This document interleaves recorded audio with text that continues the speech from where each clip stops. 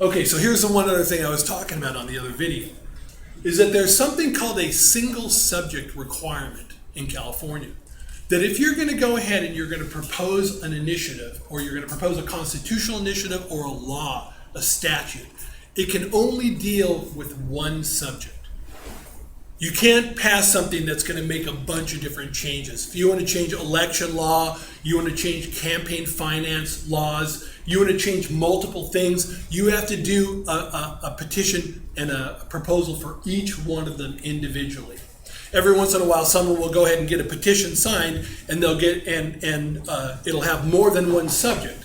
It'll try and tackle multiple issues. It may, like I say, it may change requirements in terms of what tax rates, but it may also change the way businesses do business in California, something different. And oftentimes what will happen is someone will sue and say, hey, look, that's not one subject, that's two subjects. And the courts will go ahead and say, you know what, you need to separate those and make them two separate ones. So there can only be one subject for each amendment. Because they don't want someone, why do you think they do that? So people don't combine things that have nothing to do with each other, but one of them may be popular, one of them may not be. Exactly. You don't want somebody to stack up a bunch of them, have some be good, not good, and then you have to vote them all en masse. Like, well, what if I like this one, but I don't like that one? So, but the key again to this whole idea of initiative process is it doesn't require a single vote by a member of the state assembly or the state senate. Citizens, you could go about it. If you wanted to change a law, you could go out, you could write up a proposed law, you could go around and get the signatures that you needed, and if you got enough signatures, it would be put on the next ballot. Right? Every one of our legislators might disagree with it. It wouldn't matter. The governor might disagree with it. It wouldn't matter. If the legislature passes something and it goes to the governor can veto it the same way the president can veto something passed by Congress. If we pass an initiative as citizens, the governor can't do anything. He's just got to carry it out. That's direct democracy. That's citizens taking action. Now, there's also something else called a referendum. Another form of direct democracy, and there are two different kinds of referendum in California. The first one is called a compulsory referendum. Do you guys know what compulsory means? It has to be done. Yeah, it has to be done. Compulsory, something you're compelled to do. It's compulsory. In gymnastics, I don't know if you guys ever watched gymnastics, but they have the compulsories. That's where everybody who's competing, they have to do the same exercise, right? And then later on, they can do whatever they want to do. Compulsory is it's required. This is a compulsory referendum. On certain bills that the California government legislature passes, if the legislature passes it and the governor signs it, they are required to submit it to the people before it can become a law. So they might all agree with it. Governor may go ahead and sign it. But in case of a compulsory referendum, the state has to send it to us, and we get to vote on it. And if we don't approve it, it doesn't become a law. And if we approve it, it does become a law. Now, we don't have it at the federal level. If they pass a law, if the Congress passes a law at the federal level and the president signs it, that's a law. In California, certain kinds of things have to be submitted to us first. If they want to propose a constitutional amendment, they have to submit it to us first. We get to decide. They may be totally in favor of it, the legislature, the governor, but we have to approve it. There's also something called state bonds. I don't know if you guys know, and I don't want to get too much into what the technical part of state bonds, but think about state bonds as just being, this is when the government takes on additional debt.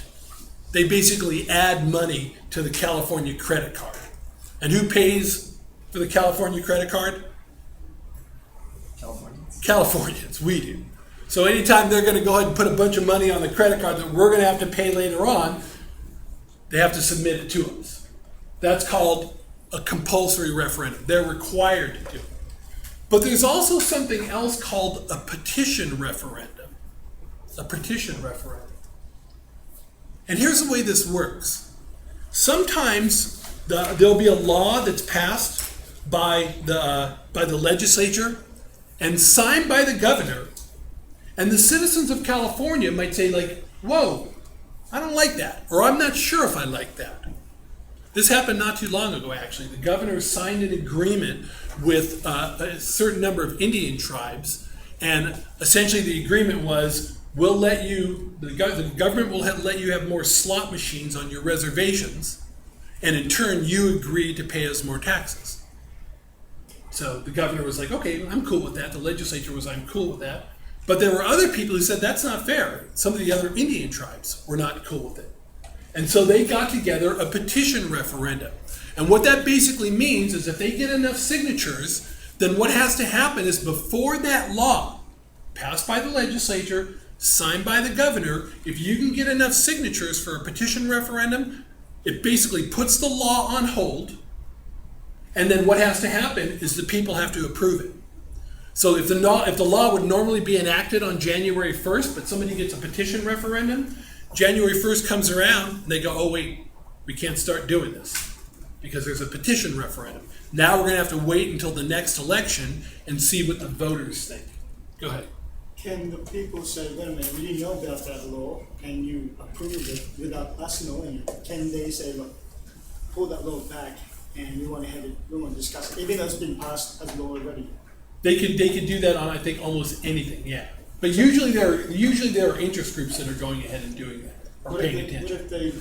a lot of people didn't know about it, and it just was passed? No, I honestly don't know. I don't know that I don't think that there is any statute of limitations on it. So I think if the California said, we don't like this being a law, I think they could do it that way. But I'm not sure.